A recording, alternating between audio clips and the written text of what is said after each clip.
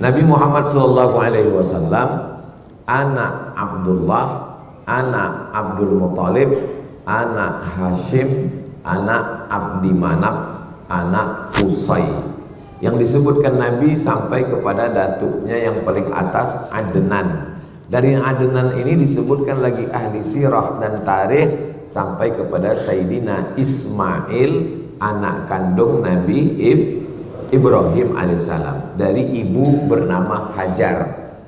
Ternyata Nabi Ibrahim ini punya istri satu lagi namanya Sarah. Sarah ini punya anak namanya Ishak. Itulah mengapa tadi waktu kita sholat subuh yang kita baca tuh dua nabi. Sallaita ala Ibrahim, Allahumma salli ala Sayyidina Muhammad wa ala ali Sayyidina Muhammad kama sallaita ala Ibrahim wa ala ali Ibrahim. Allahumma barik ala Sayyidina Muhammad wa ala ali Sayyidina Muhammad kama barakta ala Sayyidina Ibrahim wa ala ali Sayyidina Ibrahim. Karena tiga nabi-nabi ini, Nabi Muhammad, Nabi Musa, Nabi Isa, nanti bertemu pada titik yang terdekat adalah Nabi Ibrahim alaihissalam. Nabi Ibrahim punya dua cabang. Cabang pertama Ismail turun ke bawah, itulah dia Muhammad sallallahu alaihi wasallam. Yang jalur Nabi Ishak, Ishak punya anak namanya Yakub. Yakub ini punya dua nama. Nama yang pertama Nabi Yakub, nama lainnya adalah Israel.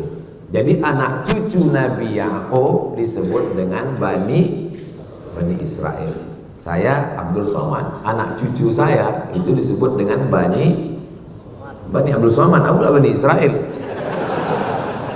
Jadi gara-gara namanya. Bani artinya anak-anak. Ya Bani, wahai anak-anak. Ya Bani Adam, berarti anak cucu Adam. Ini anak cucu Adam semua kan? Kalau ada yang tak mengaku berarti anak cucu monyet. Kata Charles Darwin, bukan kata saya.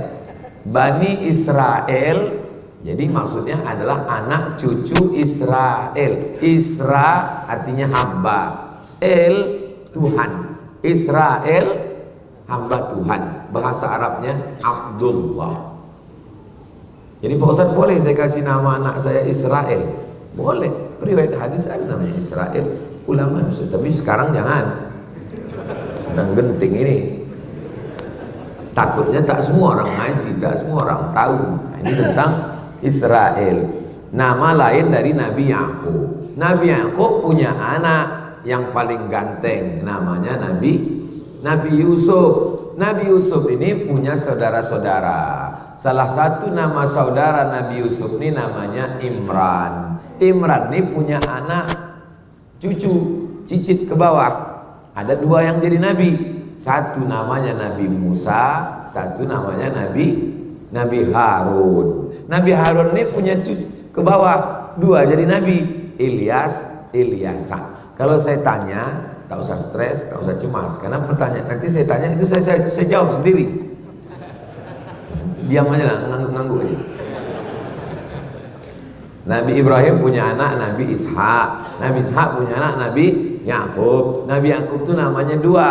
Satu Yakub, satu lagi Israel. Bani Israel berarti anak cucu Nabi Yakub. Nabi Yakub ini punya anak Nabi Yusuf. Nabi Yusuf ini punya saudara-saudara. Salah satu saudara Nabi Yusuf ini namanya Imran. Imran ini punya anak cucu, itulah dia Nabi Musa dan Nabi Harun. Nabi Harun ini punya keturunan, itulah dia Ilyas dan Ilyasa. Nabi Yusuf ini punya saudara.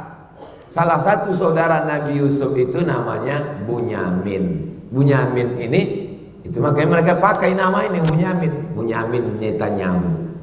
Bunyamin itu punya anak cucu, ada juga yang jadi nabi, namanya Nabi Yunus. Lalu kemudian saudara Nabi Yusuf ini salah satunya namanya Yahuda, atau disebut juga Yahuza. Cucu cicit dari Yahuza ini itu disebut dengan Yahudi.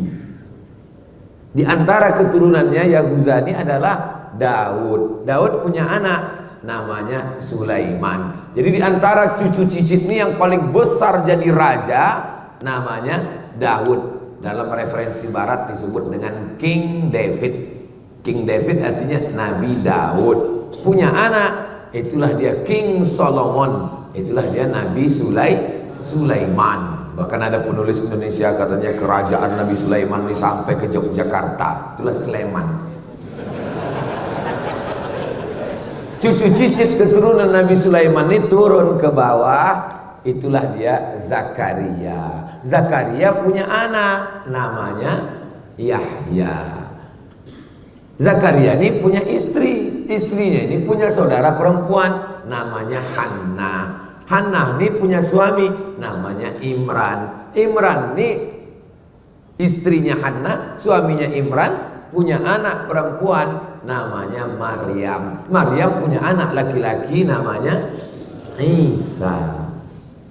Maka disebut surat itu dengan surat Ali Imran. Imran punya istri Hannah, punya anak Maryam, Maryam punya anak Isa.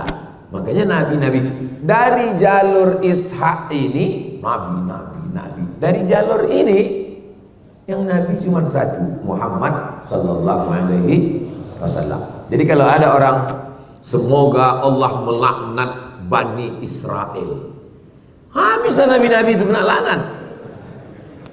Makanya hati-hati. Semoga Allah melaknat Israel. Israel mana yang kau maksud, bro? Kalau Israel Yakub bengkak uncung kau nanti. Maksudnya Allah melaknat negara Israel yang sekarang sedang menjajah Palestina. Ini perlu dijelaskan, dan ini tak bisa dijelaskan dalam takbir akbar. Ini dijelaskan dalam ngaji subuh. Memang kalau untuk tablik akbar di stadion Tanah Lapang, tapi kalau untuk ngaji subuh itu hanya bisa di Masjid Bukit Indah Sukajadi. Jangan kemana-mana, kita teruskan yang selesai. Dah jelas tentang Bani Israel. Udah jelas? Dah, kalau tak jelas nanti diulang lagi. Saya ini Pak Ustadz sebut nabi-nabi ini berkunang-kunang kepala saya. Memang kalau belum sarapan begitu memang. Nanti udah sarapan diulang balik. Udah masuk lontong sayur, ketupat apa. Oh ya baru agak paham. Alami normal. Nah, macam mana sifat-sifat anak cucu Israel tadi? Itulah disebutkan dalam Al-Quran. Kita bisa tahu sifatnya dari 4. Pertama, Nabi Yusuf dan saudara-saudaranya. Kedua, Nabi Ibrahim. Yang ketiga, Pertama Nabi Yusuf bersama saudara-saudaranya. Yang kedua, Nabi Musa dalam perjalanannya bersama Bani Israel. Yang ketiga, Nabi Isa. Yang keempat, Nabi Muhammad sallallahu alaihi wasallam. Pertama kita bahas bagaimana Bani Israel bersama Nabi Yusuf dulu. Waja'u ala qamisihi bidamin kadhib. Datanglah saudara-saudara Nabi Yusuf menjumpai ayahnya. Ayah Nabi Yusuf bernama Nabi Yakub. Bidamin kadhib.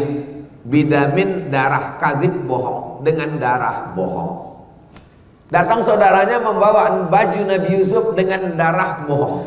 Diambil mereka baju Nabi Yusuf, diambilnya darah kambing. Habis itu dibilangnya ke ayah, ya adik udah dimakan serigala. Jadi apalah, ini contoh kejahatan Bani Israel. Apalah kejahatan dia? Membohongi ayah kandung, membuang saudara kandung. Jadi orang kalau baca Quran, apa yang terjadi sekarang? Oh, sedang ayah kandungnya Nabi aja dibohonginya, apalagi PBB. Jadi kalau ada orang berikut ini perjanjian dengan Israel, tidak mungkin mereka berdusta, mereka adalah bangsa. Baca Quran, ayah kandungnya aja Nabi Yakub dibohonginya, apalagi lah perjanjian. Bodoh. Ini orang kalau baca Quran paham dia. Kenapa dibuangnya Nabi Yusuf ini ke dalam sumur? Gara-gara nih Nabi Yusuf cerita ke ayahnya, Inni ara fil manam inni ra'aitu ahada asyara kaukaba. Inni ra'aitu ahada asyara, aku melihat 11 kaukaba. Kaukaba bintang. Wasyamsa wal qamar, matahari dan bulan. 11 bintang, matahari dan bulan. Itulah yang dinyanyikan dulu dalam sebuah lagu nasyid. 11 bintang matahari bersujud padaku. Tak hafal saya 11 bulan bintang dan matahari bersujud padaku. Ra'aituhum li sajidin, kulihat mereka bersujud kepadaku. Apa kata Nabi Yaqub, ayah Nabi Yusuf?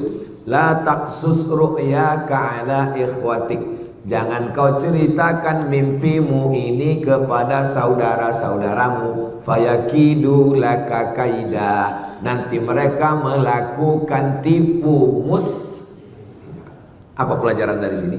Orang Yahudi tak siap menerima mimpi. Mimpi antum aja dia tak siap menerima, padahal baru mimpi.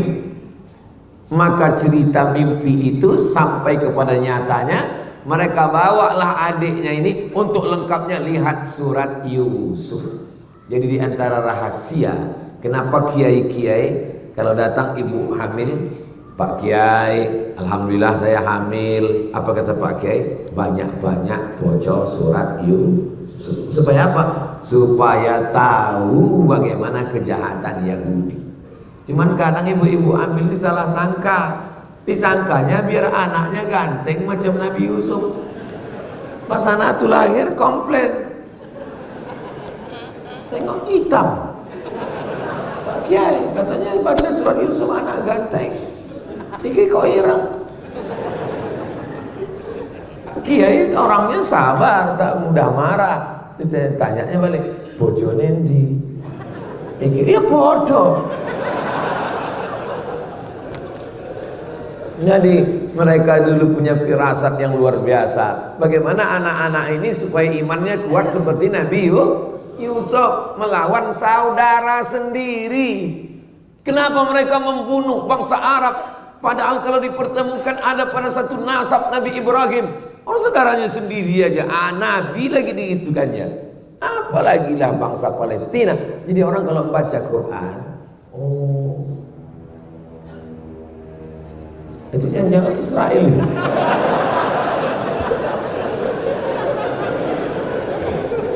Orang kalau membaca Quran itu dia paham.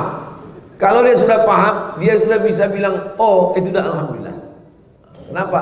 Kita ini sekarang perlu memahamkan umat yang tidak paham. Nah, ini tentang ulang. Itu bisa pada Nabi Yusuf. Nabi yang kedua, Nabi Musa. Itulah tadi imam kita membaca. Dibacanya kita baca. Silakan buka Qurannya.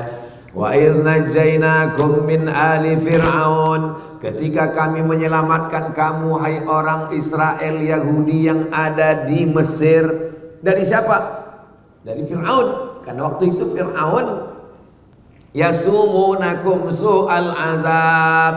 Karena Fir'aun saat itu mengazab kamu dengan azab yang paling mengerikan. Yuzabbihuna abna'akum, anak laki-laki disembelih.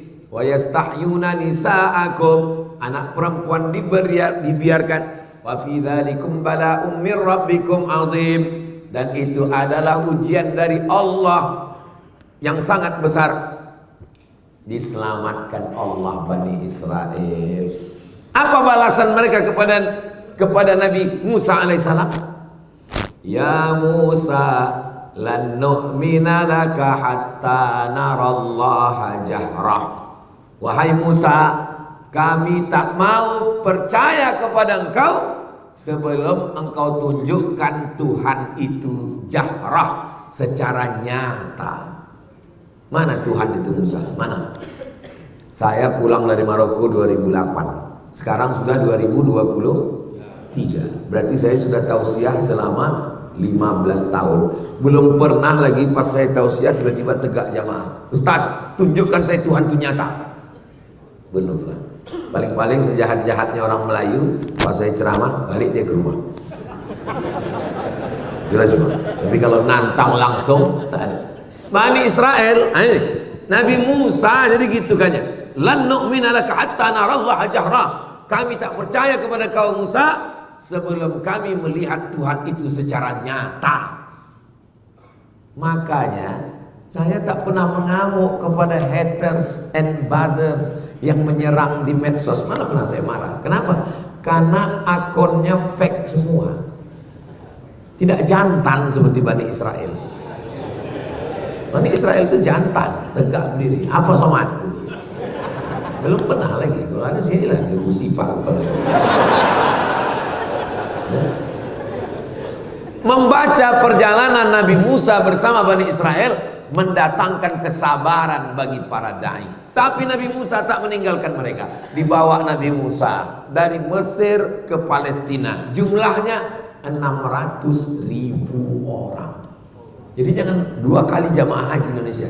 Jadi yang kalian bayangkan Nabi Musa bawa nyebrang itu cuma 3 orang. Itu nyebrang jalan. 600.000 orang. Sampai di tengah. Apa balasan Allah untuk mereka?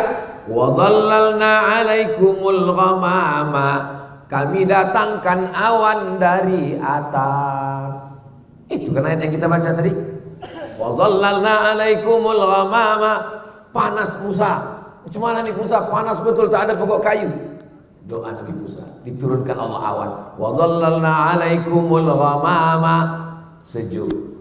Makan Nabi Musa. Wa anzalna 'alaikumul manna wassalwa. Kami turunkan makanan dari surga. Nama makanannya manna dan salwa. Sekarang banyak pula jamaah kasih nama anak manna wassalwa. Habis ini makan orang. Apa balasan orang Bani Israel Yahudi? Beda Yahudi sama Bani Israel Pak Ustaz. Anak cucu Israel Yakub disebut dengan Bani Israel. Anak cucu Yahuza disebut dengan Yahudi. Semua Yahudi Israel, tapi tidak semua Israel Yahudi. Umumnya Israel. Umumnya Israel. Tapi tidak semua Yahudi Israel. Maka mereka pakai nama yang umum, disebutlah negara itu dengan Israel untuk mencakup semuanya. Diturunkan awan biar supaya tak panas. Dikasih manna wa salwa. Apa kata mereka kepada Nabi Musa? Ya Musa, wahai Musa, ud'u lana, mintalah kepada Tuhan wahai Musa. Mimma yukhrijul ard, yang dikeluar bumi, mimba qaliha, sayur-sayur, wa qissaiha, kisah itu bentuknya macam timun, tapi bukan timun, macam timun. Wa fumiha, bawang merah, wa adasiha, kacang adas, wa basaliha, bawang putih, wa fumiha, bawang putih, wa adasiha, kacang adas, wa basaliha, bawang merah. Apa pelajaran dari sini? Misalnya saya nih pergi ke Kalimantan Barat, datang Ustaz Lukman, dikasihnya lah makanan. Taklah sanggup pula saya bilang, Ustaz Lukman ada kerupuk jengkol enggak? Kan segan kita kan. Sama Ustaz aja segan kita. Bani Israel nih ke Nabi pula sanggup dia gitu. Nah, Musa bisa enggak bawang merah, bawang putih? Yang betul-betul apa maksudnya? Kurang ajar. Ini otak-otak Yahudi, otak-otak Bani Israel. Minta bawang merah, minta bawang putih, minta ini. Apa kata Allah menegur mereka? Atastabdiluna alladzi huwa adana billadzi huwa khair. Kalian sudah dikasih makanan terbaik dari surga, kenapa pula kalian minta makanan adna yang kualitasnya rendah, tak ada apa-apanya? Begitulah perjalanan. Jadi berkawan sama Yahudi ini, Nabi Musa berkawan sama Yahudi ini waktu dari Mesir ke Palestina. Kalau bahasa Melayunya, diletak di belakang menando, diletak di depan menyipak. Suruh dia di depan, kita di belakang. Sipaknya gitu. Kita di depan, dia di belakang, tanduknya kita. Jadi kalau ada kawan di Batam ini begini, nah ini otak-otak Yahudi. Mesti diganti otaknya dengan otak-otak. Lalu kemudian perjalanan pun berlanjut. Nabi Musa naik ke atas bukit Tursina. Kami naik ke atas bukit Tursina ini jam 12 malam. Sampai ke atas, salat subuh di atas. Banyak ketemu Yahudi. Gini ke matahari di atas. Ada sinagog di atas. Panjang umur sehat badan, nanti kita pergi ke Mesir, naik ke bukit Tursina di atas. Ongkos tanggung masing-masing. Apa yang dilakukan mereka? Mereka buat di bawah bukit Tursina itu patung lembu Samiri. Yang ditugaskan Nabi Musa di bawah Nabi Harun. Harun, aku mau naik ke atas, kau jaga di bawah ya. Turun ke bawah, terkejut Nabi Musa. Ittikhadhikumul ijla, kamu sudah menjadikan patung lembu, kamu sembah patung lembu. Fatubu ila barikum, bertobatlah kalian kepada Allah. Faqtulu anfusakum, bunuhlah diri kamu. Fataba alaikum, Allah menerima taubat kamu. Nabi Musa menarik jenggot Nabi Harun. Kenapa kau biarkan mereka menyembah patung anak lembu ini, wahai Harun? Apa kata Nabi Harun? Ya bena umma, wahai anak emakku. Ya bena umma, wahai anak emakku. Innal qauma stad'afuni, mereka menekan aku. Wa kadu yaqtulunani, mereka hampir membunuh aku. Nabi Harun mau dibunuh, Nabi Musa ke atas sebentar mereka lawan, dibuatkan pula patung anak lembu. Kalau bahasa kitanya dari sifat-sifat tadi apa? Satu kata, degil. Lalu kemudian perjalanan dilanjutkan. Nabi Musa tidak meninggalkan mereka, tetap melanjutkan perjalanan. Sampai di tengah perjalanan nampak kaum paganisme, penyembah berhala. Apa kata Nabi Musa? Itu tengok penyembah berhala. Menengok penyembah berhala itu apa kata Bani Israel? Ya Musa ij'al lana ilahan kama lahum alihah. Wahai Musa, buatkan kami Tuhan sebagaimana Tuhan mereka. Yang membaca Quran, untung tak saya banting Quran, na'udzubillah, saking geramnya tengok. Dimintanya buatkan kami patung Tuhan macam mereka, sebagaimana mereka punya Tuhan, buatkan kami Tuhan. Nabi Musa punya kesabaran yang luar biasa, tapi malam tak dapat ditolak. Nabi Musa tidak sampai ke Palestina, meninggal di gurun Sahara. Yang menyampaikan, membawa ke sana murid Nabi Isa, namanya Yusha bin Nun, yang dikenal nama Yusha, bahasa Arabnya Yusha, Joshua, tulisan Inggrisnya. Bani Israel dengan Nabi Yusuf sudah, Bani Israel dengan Nabi Musa sudah. Sekarang bagaimana dengan perlakuan mereka kepada Nabi Isa? Surat Ali Imran. Iz qalat imra'atu, perlakuan Bani Israel terhadap Nabi Isa bisa dilihat dalam dua surat. Surat yang pertama atas nama ibu Nabi Isa, surat Maryam. Perlakuan yang kedua bisa dilihat dalam surat datuk Nabi Isa, Al-Fatihah, Al-Baqarah, Ali Imran. Iz qalat imra'atu Imran, ingatlah ketika istri Imran berkata, Rabbi inni nazartu laka ma fi batni, aku bernazar anak yang ada dalam perutku ini kalau lahir nanti akan aku jadikan dia muharrara. Arti muharrara, penjaga Baitul Maqdis. Ya Allah, kalau lahir anakku nanti aku jadikan dia penjaga Baitul Maqdis. Falamma wada'atha qalat rabbi inni wada'tuha unsa, ketika anak itu lahir ternyata anaknya unsa. Unsa, perempuan. Menjaga Baitul Maqdis mesti laki-laki, tak bisa perempuan.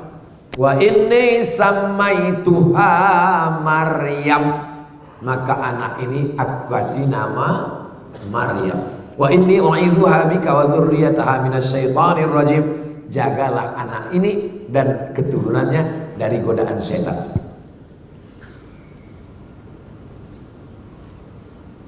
Inni samaituha Maryam wa inni u'idzuha bika wa dzurriyyataha minasyaitonir rajim fataqabbalaha rabbuha biqabulin hasanin wa ambataha nabatan hasana fakaffalaha Zakaria. anak itu diasuh oleh Zakaria. Karena Imran meninggal, Maryam anak yatim dijaga oleh Zakaria. Diletakkan satu tempat namanya mihrab. Kullama dakhala 'alaiha Zakaria al-mihrab, setiap kali Zakaria masuk ke dalam mihrab, wajada 'indaha rizqa. Ditengoknya banyak buah-buahan, makan makanan. Musim dingin, musim panas ada makanan khusus. Nabi Zakaria heran.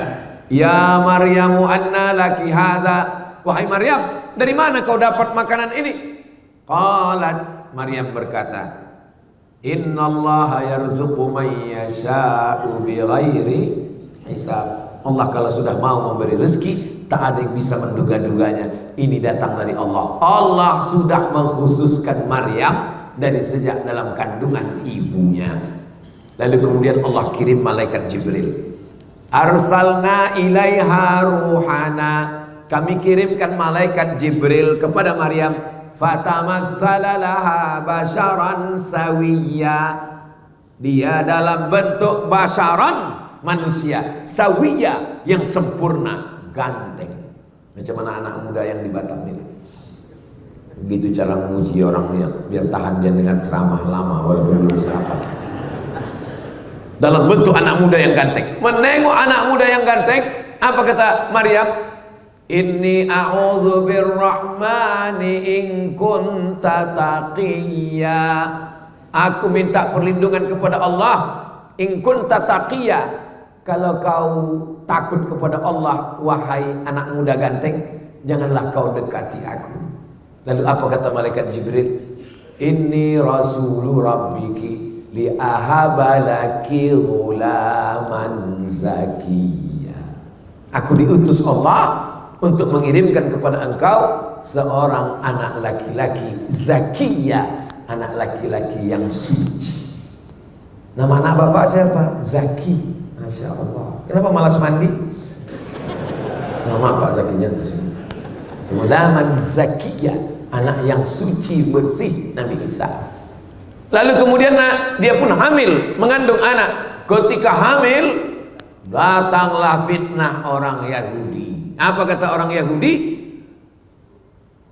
Maryam sudah berzina dengan si Joseph tukang kayu.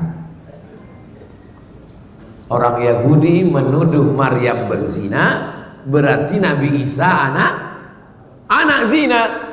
Siapa yang membersihkan tuduhan itu dalam sejarah? Islam. Jadi kalau kalian sekarang membela-bela Zionis Israel, maka sesungguhnya yang membebaskan, membela Nabi Isa dari tuduhan anak zina, Maryam dibersihkan dari perlakuan zina, itu yang membersihkannya adalah Nabi Muhammad sallallahu alaihi wasallam lewat dua surat, surat Maryam dan surat Ali Imran. Seandainya Quran itu buatan Nabi Muhammad, pasti dibuatnya surat Fatimah, surat Aminah, surat Khadijah, surat Aisyah, surat Abdul Muttalib. Tak ada nama surat datuknya, tak ada nama surat ibunya. Yang ada nama surat ibunya Nabi Isa dan datuknya Nabi Isa. Itu menunjukkan kedatangan dia adalah utusan Allah untuk membersihkan tuduhan-tuduhan. Apa kata Yahudi menuduh Maryam? Maka abuki mara'a sau'in, ayahmu bukan penjahat. Wa makanat ummuki baghiya, ibumu bukan baghiya WTS. Maryam, kenapa kau bisa hamil tak punya suami? Ayahmu bukan preman tengik penjahat, ibumu bukan WTS. Kenapa kau bisa hamil tanpa suami? Nah, Maryam diam. Wa asyarat ilaih, dia hanya menunjuk bayinya Isa yang baru lahir, ditunjuknya gitu. Ini bukti kalau Yahudi ngomong ngejek kita, maka jawabannya adalah diam. Fa asyarat ilaih, dia hanya menunjuk anaknya. Makin marahlah Yahudi tadi. Apa kata mereka? Kaifa nukallimu man kana fil mahdi sabiyya. Bagaimana kami mau bicara dengan anak bayi yang belum bisa bicara, wahai Maryam? Maryam diam. Akhirnya mereka pun kembali meninggalkan Maryam dalam keadaan baru saja melahirkan anak. Bagaimana cara Allah menyelamatkan Maryam dan anaknya? Wa huzzi ilaiki bi jiz'in nakhlati. Wahai Maryam, goncangkan pundakmu ke pangkal pokok kurma, tusaqit alaiki rutaban janiyya, akan gugur buah kurma. Itulah maka anak kecil yang baru lahir dikasih kurma. Besok Soman, ini ada kurma, tolong kunyahkan anak saya, namanya Tahnik. Saya kunyah. Mana anaknya? Tengok, udah taman SD.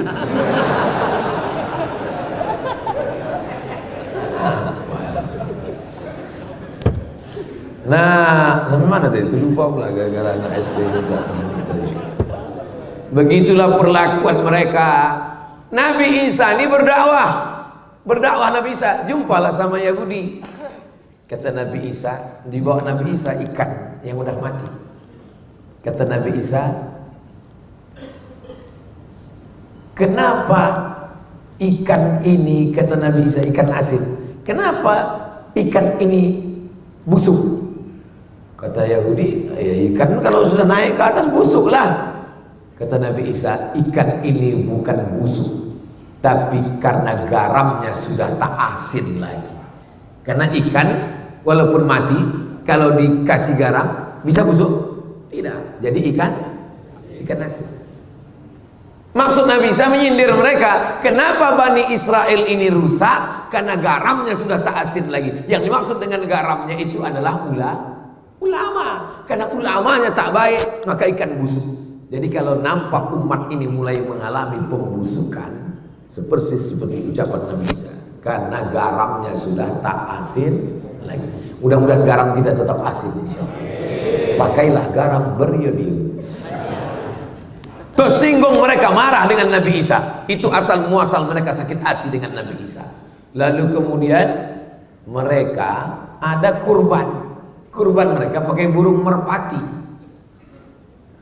Kurbannya tidak pakai lembu, pakai sapi, pakai kerbau, pakai burung merpati. Pendeta-pendeta Yahudi ini beternak burung merpati, dibuatnya kurban setahun 2 kali. Biar supaya apa? Biar bisa jualan bulu merpati. Marah Nabi Isa kritik. Apa ini kalian bisniskan ini? Kalian jadikan agama ini sebagai materi uang. Akhirnya mereka marah, tersinggung dengan Nabi Isa. Bersekongkollah orang Yahudi dengan penguasa Romawi, mencari murid Nabi Isa untuk menunjukkan mana persembunyian Nabi Isa. Murid-murid Nabi Isa solid. Wa idh qala Isa ibn Maryam lil hawariyin, ketika Nabi Isa berkata kepada murid-muridnya hawariyin, man ansari ilallah, siapa yang akan menolong aku menegakkan agama Allah? Qala al hawariyun, murid Nabi Isa berkata, nahnu ansarullah, kami akan menolong. Tapi rupanya di antara murid ini ada satu pengkhianat, namanya Yudas Iskariot. Ditunjukkannya persembunyian Nabi Isa. Dia dapat 300 keping uang emas. Bersekongkol antara tokoh agama Yahudi dengan tokoh politik Romawi mau menangkap Nabi Isa. Pengkhianat 3. Pengkhianat, politik Romawi, tokoh agama Yahudi berkoalisi 3 untuk menangkap Nabi Isa alaihissalam. Turun mukjizat. Wa ma qataluhu, mereka tak berhasil membunuh Nabi Isa. Wa ma salabuhu, mereka tak berhasil menyalib Nabi Isa. Walakin syubbiha lahum, ada satu orang laki-laki yang diserupakan wajahnya. Itulah dia murid pengkhianat, namanya Yudas Iskariot. Makanya jangan jadi pengkhianat, nanti kau kena salib. Lalu di mana Nabi Isa? Barrafa'ahullah, dia diangkat oleh Allah Subhanahu wa taala. Menurut Ahlus Sunnah wal Jamaah, sebelum hari kiamat dia akan turun sekali lagi, bukan membawa agama yang baru, tapi mengikut syariat Nabi Muhammad sallallahu alaihi wasallam. Maka di antara tanda-tanda kiamat kubra adalah turunnya Nabi Isa, turunnya Al-Mahdi, turunnya Nabi Isa, turunnya Dajjal. Maka itu semua adalah di antara tanda kiamat kubra. Ini tentang perlakuan mereka kepada Nabi Yusuf sudah, kepada Nabi Musa sudah, kepada Nabi Isa sudah, sekarang kepada Nabi Muhammad sallallahu alaihi. Datanglah Abu Thalib membawa Nabi Muhammad berdagang. Panas, Nampak mereka ada satu rumah gereja tua, bernaung mereka di bawah atapnya. Tak lama keluar pendeta dari dalam. Nama pendeta itu Bahira. Bahira tak pernah keluar. Makanan dikirim, pakaiannya dicucikan orang, karena dia di dalam tempat ibadah saja. Tapi hari itu dia keluar, ditengoknya. Dia bertanya ke Abu Talib, "Man hadza?" Siapa ini? Apa itu? Habis waktu. "Man hadza?" Siapa ini? Kata Abu Talib, "Ibni, ini anakku." Kata Bahira, "Kalau betul kitab yang kubaca, anak ini anak yatim. Ayahnya sudah meninggal ketika dia dalam perut ibunya 2 bulan." Tersenyum Abu Talib, "Ini memang bukan anakku, ini anak saudara." Dan kita memang biasa. Saya bawa ponakan saya, ditanya orang, "Ini anak Ustaz?" "Iya, anak saya." Apakah saya bohong? Tidak, karena keponakan itu sudah macam anak. Abu Talib terkejut, "Dari mana kau tahu ini bukan anakku?" Karena dalam kitab suci kami disebutkan bahwa Nabi akhir zaman, anak yatim, ayahnya sudah meninggal ketika dia 2 bulan dalam perut ibunya. Dan ada 2 tanda lagi. Ku tengok dari tadi ada awan yang menaungi dia sehingga dia tak kepanasan, dan kulihat pokok kayu dan batu bersimpul sujud kepadanya. Jangan bawa dia ke Syam, karena di sana banyak Yahudi. Aku khawatir mereka akan membunuh dia nanti. Loh, kenapa dibunuhnya? Karena Nabi terakhir yang mereka tunggu-tunggu itu menurut mereka dari keturunan Ishak. Ternyata ini dari keturunan jelas. Falamma ja'ahum ma'arafu kafaru bih. Ketika sudah datang Nabi yang mereka kenal, mereka justru ingkar kepadanya. Kenapa mereka ingkar padahal mereka sudah kenal? Karena mereka menyangka yang datang itu keturunan Ibrahim dari jalur Ishak. Ternyata yang datang itu dari jalur keturunan Berbahagialah orang Indonesia yang tidak pernah mensyaratkan nabinya mesti keturunan orang Melayu. Ketika Nabi datang, tak ada satupun orang Melayu mensyaratkan Nabi mesti pakai tanjak. Tak ada orang Batak yang minta supaya Nabi itu, seandainya mereka di Sumatera Utara, saya tak mau beriman kepada Nabi Muhammad karena dia orang Arab. Saya mau Nabi itu pakai marga Muhammad Nasution, Muhammad Siregar.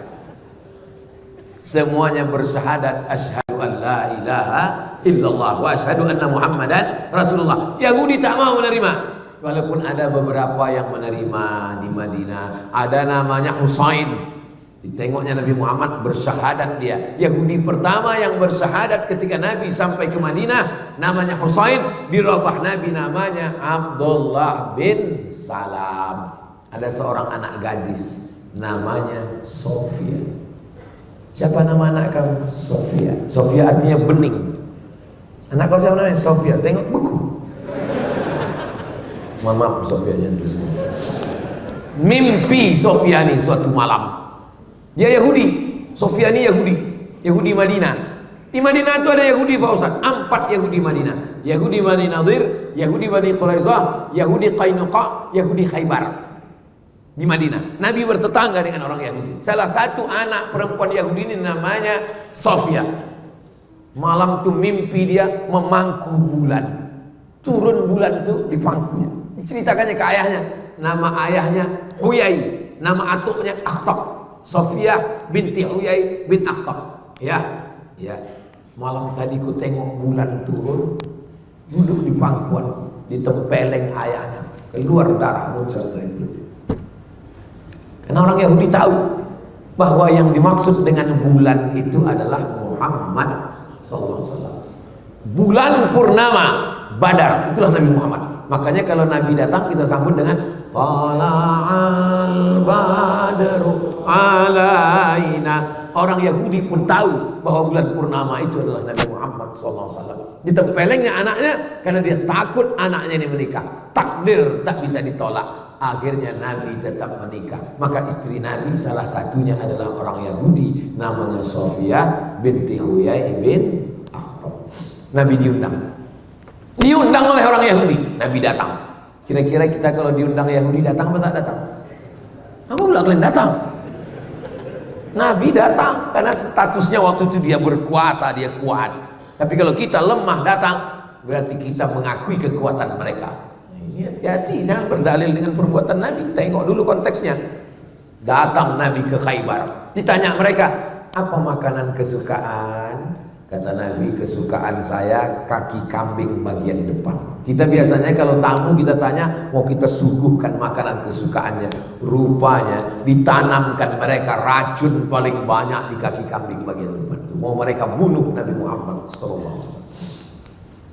Begitu sampai makanan itu masuk ke mulut Nabi, langsung Jibril kasih tahu, sempat ada setetes masuk ke dalam. Hikmahnya Nabi meninggal sebagai syahid, mati syahid. Tapi sisanya dimuntahkan Nabi. Sahabat Nabi sebelah yang makan tak sempat kasih tahu, makan masuk ke dalam, meninggal. Ditangkap perempuan yang Yahudi yang membagi racun itu. Kenapa kau racun Muhammad? Apa jawab dia? Aku mau ngetes dia Nabi asli atau Nabi palsu. Emanglah otak-otak yang Nabi memaafkan, tapi saudara keluarga yang terbunuh tadi tidak memaafkan, maka berlaku hukum qisas dalam Islam. Yahudi pengkhianat, mereka mengkhianati perjanjian, berkoalisi dengan orang kafir Makkah untuk memerangi Nabi. 3 yang berkoalisi. Pertama orang munafik, yang kedua orang Yahudi, yang ketiga orang musyrik Makkah. Padahal sudah ada perjanjian piagam Madinah supaya kita sama-sama jaga Madinah ya. Ya, berkoalisi dengan orang Makkah menyerang Nabi. Perang koalisi itu disebut dengan perang Ahzab. Perang Ahzab. Strateginya gali parit. Yang punya strategi namanya Salman Al-Farisi. Kata Salman, kita gali parit. Maka perang itu disebut dengan perang parit, perang Khandaq, supaya kuda tak bisa melompati parit. Disebut dengan perang Ahzab karena perang koalisi partai-partai, partai musyrik, partai munafik, partai Yahudi untuk menyerang Nabi Muhammad SAW. Akhirnya mereka terusir dari kota Al-Madinah Al-Munawwarah. Makanya ketika presiden pertama Israel berdiri, apa kata dia? Ditariknya nafasnya. Aku mencium bau kakekku di Madinah. Apa maksudnya? Nanti kalau Israel berkuasa, dia akan mengambil kota Madinah. Bukan sembarangan, karena dia anggap Nabi Muhammad mengambil. Padahal mereka ingkar perjanjian. Ini mesti diluruskan. Jadi jangan bayangkan Nabi Muhammad datang bawa pedang ke kota Madinah, semua Yahudi pancung kepalanya. Tidak begitu. Baca sejarah baik-baik. Mereka tempat bertetangga selama 2 tahun. Setelah itu mereka melakukan pengkhianatan. Akhirnya terusir dari kota Al-Madinah Al-Munawwarah. Falamma ja'ahum ma'arafu kafarubi. Ketika Nabi yang sudah mereka kenal itu datang, mereka ingkar.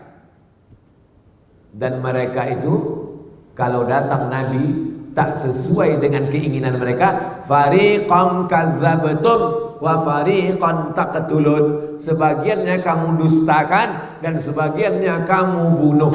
Percobaan pembunuhan mereka lakukan kepada Nabi beberapa kali. Mereka curi rambut Nabi. Rambut Nabi dicuri. Mereka simpul dalam 11 simpul tali. Mereka masukkan ke dalam sumur, mereka sihir. Karena Yahudi di antara hobinya adalah sihir. Jadi kalau ada orang di Batam nih suka sihir, berdukun-dukun, itu ada otak-otak Yahudi sih. Maka turunlah 11 ayat untuk membuka 11 simpul tali. Datang Jibril ngasih tahu, ini rambut Nabi sedang dicuri. Mereka simpul dalam 11 simpul tali, mereka masukkan ke dalam sumur. Turun 11 ayat. Qul a'udzu birabbil falaq min syarri ma khalaq wa min syarri ghasiqin idza waqab wa min syarri naffatsati fil 'uqad wa min syarri hasidin idza hasad. Qul a'udzu birabbin nas malikin nas ilahin nas min syarri waswasil khannas alladzi yuwaswisu fi sudurin nas minal jinnati wan nas. Itu 11 ayat pembuka simpul buhul-buhul tali sihir, dibacakan, dihembuskan ke air, ditiupkan ke wajah. Oh, Pak Ustadz, kemarin waktu saya bacakan 11 ayat itu malah ketawa yang disihir itu. Masa setan ngusir setan gitu. Rupanya bukan salah ayatnya, salah yang baca. Yang baca itu ulahnya cuma setan juga. Lalu kemudian bagaimana perlakuan mereka sampai akhirnya begitulah perlakuan Yahudi kepada Nabi Yusuf, Nabi Musa, Nabi Isa, Nabi Muhammad sallallahu alaihi wasallam. Yang punya senjata dipakainya memerangi Nabi, yang punya sihir dipakainya menyihir Nabi, yang punya racun dipakainya meracun Nabi, yang punya bibir dipakainya mengejek Nabi. Kalau orang Islam jumpa Nabi, Assalamualaikum. Orang Yahudi kalau jumpa Nabi, Assalamualaikum. Mirip. Assalamualaikum. Selamat untukmu. Assalamualaikum. Matilah kau. Suka mempleset-plesetkan. Jadi siapa yang suka mempleset-plesetkan nih? Ada otak-otak Yahudi sekitar. Nah, lalu kemudian mereka pun terusir, tak punya negeri. Kenapa? Karena tak ada yang suka akibat dari perbuatannya. Sampai akhirnya pada akhir 1800-an ada satu tokohnya namanya Theodor Herzl. Theodor Herzl, tokoh Yahudi, ingin membuat sebuah negara. Ide membuat sebuah negara ini datang belakangan. Theodor Herzl punya cerita. Datanglah mereka menemui Sultan Abdul Hamid. Kebetulan waktu itu Palestina di bawah kekuasaan Turki Utsmani. Dibawanya duit emas 1 koper. Wahai Sultan Abdul Hamid, kami minta membuat negara di Palestina. Apa kata Sultan Abdul Hamid? Yang diperjuangkan dengan darah tidak akan dijual dengan emas. Sakit hati mereka dengan ucapan itu. Akhirnya mereka tumbangkan Sultan Abdul Hamid. Maka habislah Turki Utsmani pada tahun 1924. Tak ada lagi penjaga Turki. 1924. Itulah maka mereka bisa masuk ke Palestina tahun 1946.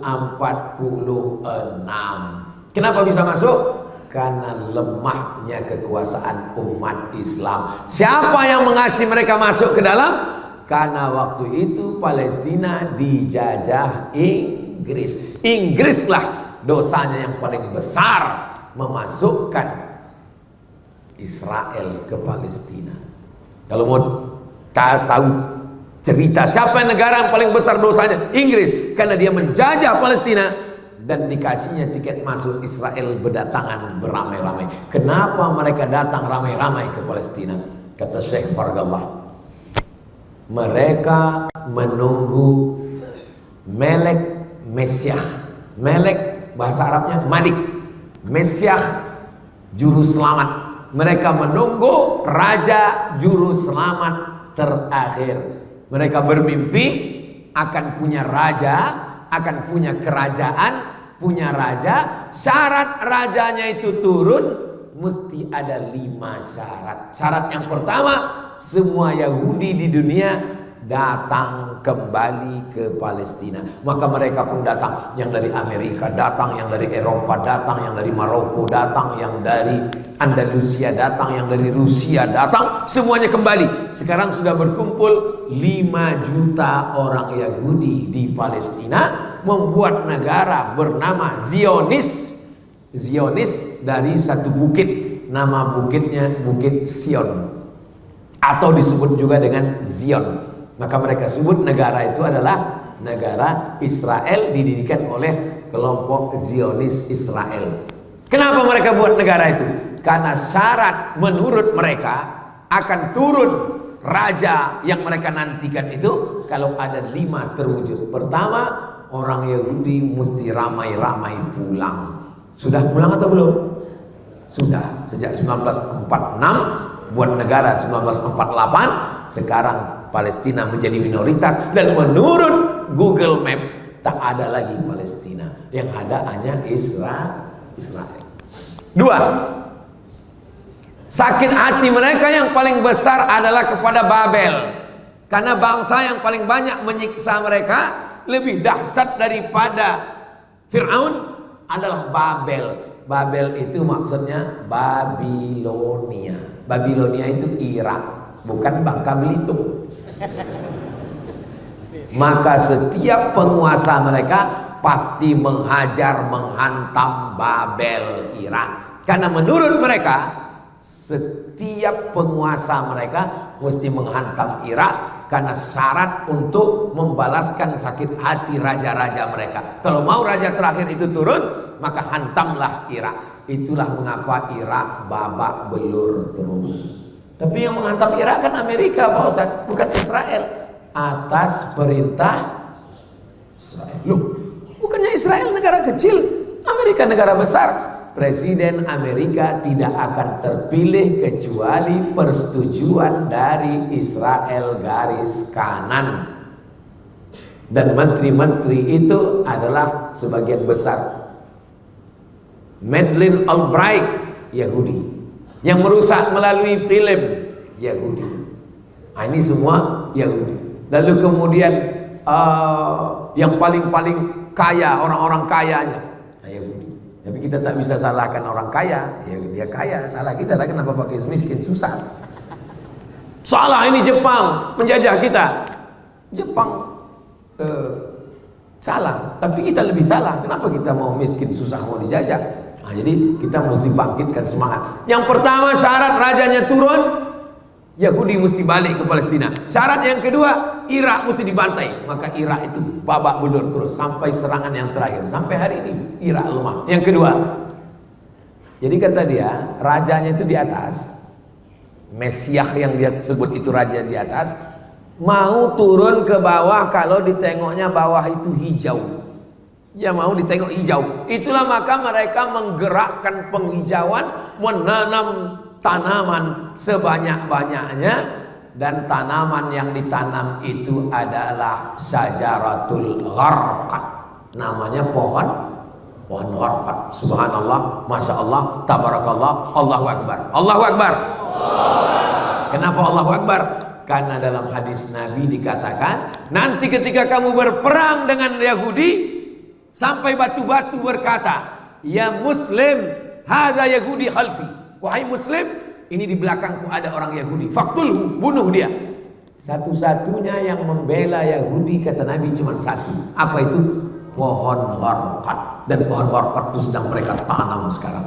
Saya waktu sampai di perbatasan, ini Mesir, ini Rafah. Rafah ini satu kota dibagi dua, setengah untuk Mesir, setengah diambil Israel, Palestina.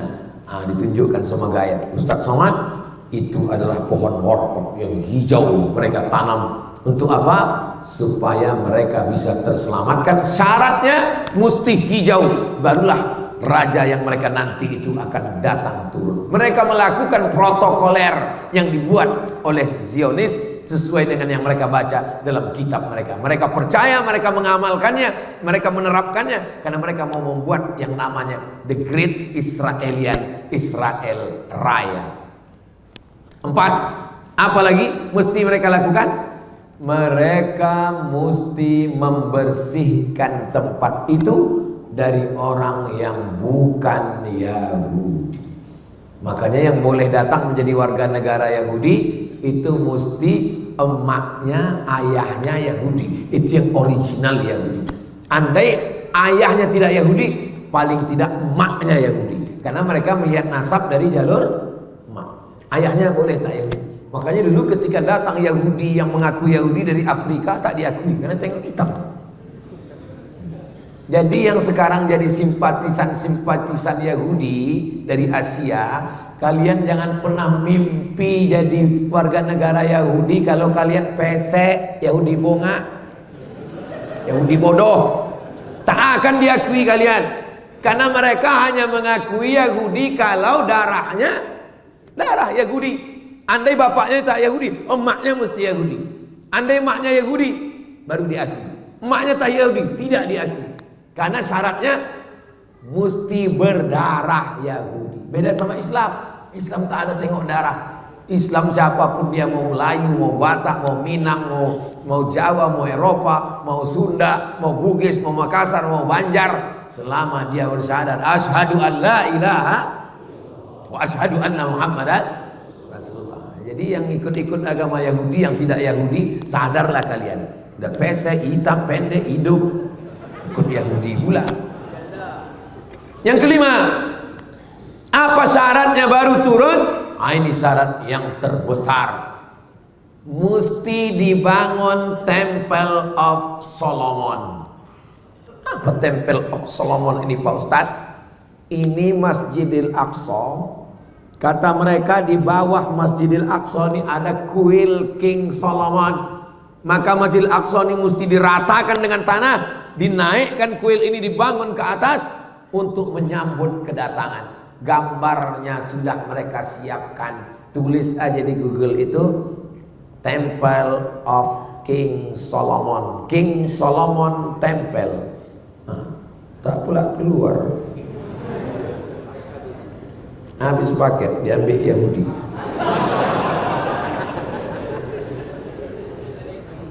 Habis itu pilih image. Itu dia bentuknya. Dan disiapkan mereka. Architectural model of the Temple of King Solomon akan dibangun di atas Masjidil Aqsa. Maka keliling Masjidil Aqsa itu sudah digali mereka terowongan sampai pada masanya nanti bom hancur, barulah mereka bangun tegak. Lalu pun mereka menantikan, wahai turunlah. Mereka tak turun karena memang tidak ada. Mereka membangun negara mereka berdasarkan mitos.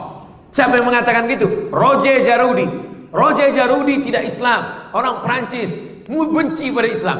Allah kasih hidayah, masuk Islam. Ditulisnya buku Israel membangun negara berdasarkan mitos, ditangkap oleh negara Prancis. Begitulah mereka. Bagaimana simbol logo negara Yahudi Israel? Bendera Israel. Gimana bendera Israel nih Pak Ustaz? Bendera Israel. Macam mana bentuk benderanya? Pilih image. Benderanya adalah biru di atas, biru di bawah, di tengah bintang segi 6. Ini bukan main-main, ini simbol. Apa makna biru di atas? Sungai Nil. Apa makna biru di bawah? Sungai Efrat. Di mana Sungai Nil? Afrika Utara, Irak. Di mana Sungai Efrat? Irak, Asia. Mereka membuat negara besar yang perbatasannya antara dua sungai, antara Sungai Nil dengan Sungai Efrat. Lalu apa makna bintang segi 6? Bintang segi 6 ini simbol kerajaan King David menurut versi mereka. Nah, jadi jangan latah nanti di mobil buat bintang segi 6, tato buat bintang segi 6, pas taubat tik ngilang. Saudara yang dimuliakan Allah Subhanahu wa taala, mereka punya cita-cita, mereka punya misi dalam hidup. Ini belum apa-apa sampai nanti puncaknya. Kapan kita baru bisa membela, memerdekakan Palestina? Tengok dalam hadis, ketika batu berkata, "Ya Muslim, hadza Yahudi khalfi." Wahai Muslim, ini di belakangku ada Yahudi. Selama kita masih mengatakan ya Palestina, ya Indonesia, ya Amerika, ketika nanti kita sudah mampu berkata ana Muslim, waktu itulah baru kita bisa membela, memerdekakan Palestina. Jangan karena kajian subuh ini lalu semuanya selesai ini mendaftar ke panitia mau ke Palestina. Andai kalian pergi ke Palestina, kalian mau buat apa? 2 hari setelah itu keluar berita 50 relawan dari Batam kehilangan tenaga karena tak makan lontong sayur. Jadi maksud kita bahas subuh ini, yang kalian belajar fakultas kedokteran, belajar kumpulkan duit banyak-banyak, kirimkan duit untuk apa? Untuk membeli selimut, karena tak lama lagi Palestina akan masuk musim dingin, mau gigil turun salju. Selimut kita kirimkan ke lembaga terpercaya, diantaranya dompet duafa, supaya jangan sampai masjid jangan sembarang kirim, cuma kirim nanti masuk dalam daftar teroris internasional, ditangkap. Pas ditangkap ditanya, dari mana nih? Dari Batam. Siapa yang mengumpul? Ustadz Somad. Aku pun ikut juga. Nah ini kita bantu Palestina. selemah-lemah bantuan adalah doa. Belum pernah Abdul Somad kosong khutbah Jumatnya sekalipun dari doa untuk Palestina. Setiap saya khutbah, saya berdoa, Allahumma, walaupun tidak ada serangan, walaupun keadaan damai, walaupun apapun, tetap saya doakan, Allahumma ansuril Islam wal muslimin fi Palestin. Cuman kadang jamaahnya pula tertidur. Kita berapi-api di atas, dia di bawah. Palestina adalah bagian dari kita. Tidak perlu menjadi Muslim untuk peduli Palestina. Kau tak usah jadi Islam, kau tak usah jadi orang Islam untuk peduli Palestina. Cukup jadi manusia. Cukup jadi manusia aja udah cukup membela Palestina. Karena masalah Palestina adalah masalah kemanusiaan. Gereja dia bantai, meninggal saudara-saudara kita Kristen Ortodok yang ada di Palestina. Maka ini semua adalah tanggung jawab kita, apalagi sebagai bangsa Indonesia. Karena di pembukaan Undang-Undang Dasar 1945, kemerdekaan adalah hak segala bangsa. Penjajahan di atas dunia harus dihapuskan karena tidak sesuai dengan pri kemanusiaan dan pri keadilan. Saya bangga karena anak-anak muda masih hafal lagi preambul pembukaan Undang-Undang Dasar 45. Ustaz Somad kok tahu? Aku tukang bacanya tiap hari Senin di sekolah. Saudaraku yang dimuliakan Allah Subhanahu wa taala, ketika Indonesia, Bung Karno Hatta memproklamirkan kemerdekaan Indonesia yang bertanah air satu, tanah air Indonesia, presiden pertama yang mendukung kemerdekaan Indonesia adalah Presiden Gamal Abdul Nasir dari Mesir. Mufti pertama yang mendukung kemerdekaan Indonesia adalah Mufti Amin Al-Husaini dari Palestina. Negara pertama yang mengakui kita merdeka adalah Mesir dan Palestina. Sekarang apa yang kita lakukan untuk Palestina? Hai para tentara yang gagah, hai para penguasa, dengan tombol nuklirmu, dengan baju besimu, kau akan diminta tanggung jawab di hadapan Allah Subhanahu wa taala. Allahu Akbar.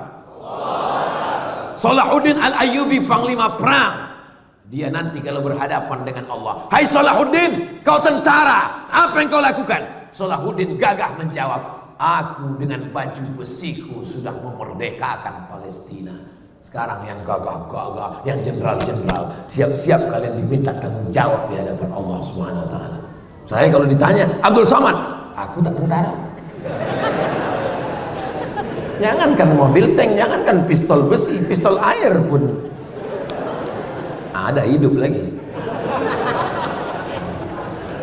Tapi aku punya suara. Aku sudah menyuarakan. Tentara-tentara, penguasa-penguasa yang nanti diminta tanggung jawab di hadapan Allah, kenapa kalian tidak mengirimkan pasukan ke Palestina? Mereka menjawab, karena Ustadz tidak pernah menceramahkan. Aku ditanya, Abdul Somad, sudah menceramahkan di Batam, apakah kalian bersaksi semuanya? Allahumma ballaghtu, ya Allah sudah kusampaikan. Allahumma fashhad, saksikan ya Allah, sehingga tidak ada satupun jenderal, penguasa, tentara yang nanti bisa berdalih di hadapan Allah Subhanahu wa taala, karena aku sudah menyampaikan, aku sudah lepas tanggung jawab. Allahu Akbar. Ini Ustaz semangat nih karena Palestina atau karena lapar? Bercampurlah dua-duanya.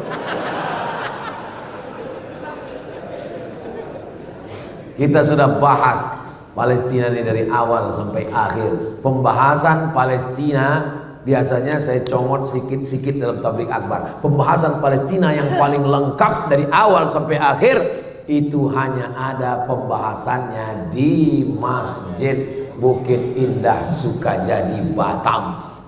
Tonton, share, subscribe, like, share, and comment. Adik-adik, potong video ini pendek-pendek. Ketika saya cerita tentang mereka akan menghancurkan Masjidil Aqsa dan mereka akan mengembalikan Temple of King Solomon. Kalian pondong petek satu menit, baru kalian tampilkan ceramahnya, baru kalian tampilkan ini dia Temple of King Solomon. Baru kalian wajari pula, kalian pandai lah kalian buat begitu kan, pandai lagi kan. Share, bagikan. Ketika saya bercerita tentang mereka berkeyakinan bahwa mereka akan berkuasa, batas negaranya adalah biru di atas, biru di bawah. Biru di atas adalah sungai Nil, biru di bawah adalah sungai Efrat. Mereka ingin mendirikan the Great Israelian. Akan potong di 1 menit, akan tampilkan bendera Israel. Inilah dia yang akan menjadi kuasa. Bisa tak bisa? Tak bisa aku buat nanti. Itulah yang dapat saya sampaikan pada subuh yang penuh berkah ini. Mudah-mudahan bermanfaat untuk kita dan saudara kita semuanya, insyaallah. Aku qouli hadza astaghfirullah li wa lakum. Di akhir majlis mari kita sama berdoa kepada Allah. Mudah-mudahan Allah senantiasa menolong kita supaya istiqomah. Berapa banyak orang mengejek, kita tak peduli, karena kita hanya takut kepada Allah. Kita akan diminta tanggung jawab di hadapan Allah. Apa kontribusi kita untuk saudara kita di Palestina? Al hadhihi niyah wa kullu niyatin salihah. Al-Fatihah.